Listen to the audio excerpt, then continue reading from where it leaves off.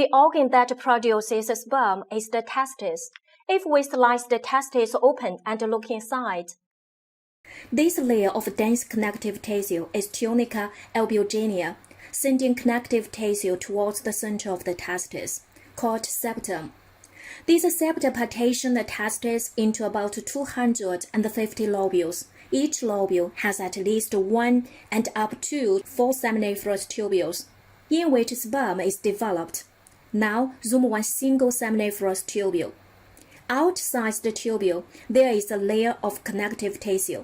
Leydig cells are located in the connective tissue between seminiferous tubules, which can produce testosterone at puberty. Seminiferous tubules has a thick wall of epithelial cells that surrounds the lumen, called spermatogenic epithelium.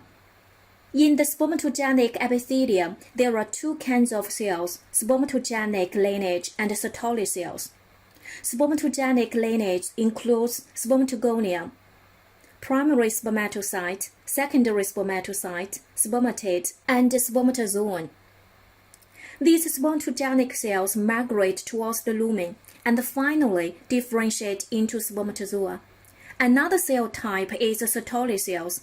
Sertoli cells are very large, which stand from the margin and all the way to the lumen of the tubule, providing nutrients to the developing spermatogenic cells and participate in the blood-testis barrier. Spermatogenesis begins at puberty at the command of the hypothalamus with proliferation of the spermatogonia. Hypothalamus secretes gonadotropin-releasing hormone, GnRH for short. GnRH travels to pituitary gland, which tells the pituitary gland to secrete two kinds of hormones, luteinizing hormone, LH for short, and follicle-stimulating hormone, FSH for short. They reach the gonad and tell the gonad to secrete sexual hormones. Before puberty, the level of the GnRH, LH, and FSH in the blood is very low. At puberty, secretion of hormones intensifies and becomes pulsatile or periodical. LH acts on Leydig cells and stimulates the production of the testosterone. FSH acts on Sertoli cells, producing androgen-binding protein, ABP for short, which binds with androgen and maintains high concentration of androgen in the seminiferous tubules. So, it's the high concentration of FSH, LH, and testosterone that keeps the spermatogenesis going. Spermatogenesis starts from the spermatogonia, which are diploid cells. They have 46 chromosomes, including 2 sexual chromosomes, X and Y. They undergo the last mitosis, giving rise to 2 daughter cells with 46 chromosomes. One of them eventually becomes primary spermatocyte. The other one is still spermatogonia. In this way, the population of the spermatogonia stays constant. The primary spermatocyte slowly moves to the lumen of the tubule and replicate their DNA. So, each chromosome consists of duplicate chromatids. The primary spermatocyte has 46 chromosomes, the diploid number with a DNA constant of 4n. Here, letter N denotes haploid number of the chromosomes, 23 in humans. The primary spermatocyte undergoes the first meiosis, giving rise to 2 secondary spermatocytes. During the meiosis, the homologous chromosomes are separate. So, the secondary spermatocyte has only 23 chromosomes, including X or Y chromosome. The amount of DNA is 2n. The secondary spermatocyte is very short-lived cell and quickly undergo the second meiosis. In the second meiosis, the chromatids of each chromosome separate, which produce 2 haploid spermatids. Each spermatid contains 23 chromosomes, including X or Y chromosome.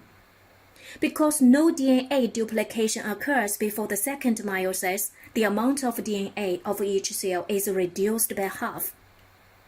That is 1n. The spermatids undergo spermiogenesis, acquiring a tail to become spermatozoa. The sperm is characterized by a minimum of the cytoplasm as the most densely packed DNA in its nucleus. During the fertilization, the sperm contributes with the DNA. The sperm consists of a head and a tail. The junction between them is neck. There is one acrosome in the head containing several enzymes that help sperm penetrate the oocyte, female gamete. The nucleus contains condensed DNA carrying genetic information from father. The tail consists of 3 segments: middle piece, principal piece, and end piece. The whole tail has a centrally located axoneme, conventional 9+2 microtubule doublets, helping sperm swim. The middle piece contains mitochondria, providing sperm with energy to move. When sperms are inside the lumen of the seminiferous tubules, they can't swim yet. Sperm transport from testes into epididymis is a passive process. Seminiferous tubules contract wave-like motion called peristalsis, move the sperm through straight tubules into ratty testes, eventually into epididymis. Sperms are stored in epididymis about 2 weeks until they are mature. While passing through epididymis, sperms become motile. Please watch the video. Sperms move vigorously. A distinct dance-like movement. The tail lashes back and forth vigorously. Generally speaking, it takes roughly 2 months for spermatogonia to develop into sperm. In addition, sperms are stored in epididymis for about 2 weeks. Altogether, approximately 80 days, nearly 3 months. Thus, it's advisable for men to make a proper prepare for pregnancy at least 3 months in advance. In epididymis, sperms become motile. However, they still don't have the ability to fertilize the ovum because the head of sperm is covered by glycoprotein coat, which can prevent the release of the acrosome enzymes. Only after a long journey in female reproductive tract, they acquire the ability to fertilize the ovum. This process is called capacitation. Some enzymes in female reproductive tract can dissolve the glycoprotein coat, which can prevent the release of the acrosomal enzymes. Sperms that have undergone capacitation display hyperactivated motility, facilitating sperm penetration through the zona pellucida. Have a quick recap. In the seminiferous tubules, the sperm is formed. In epididymis, the sperm acquired motility. In the female reproductive tract, the sperm acquired ability to fertilize the ovum. Step by step, just like this, the sperm of morphological maturation reach the final physiological maturation. This is the trilogy of the sperm maturation.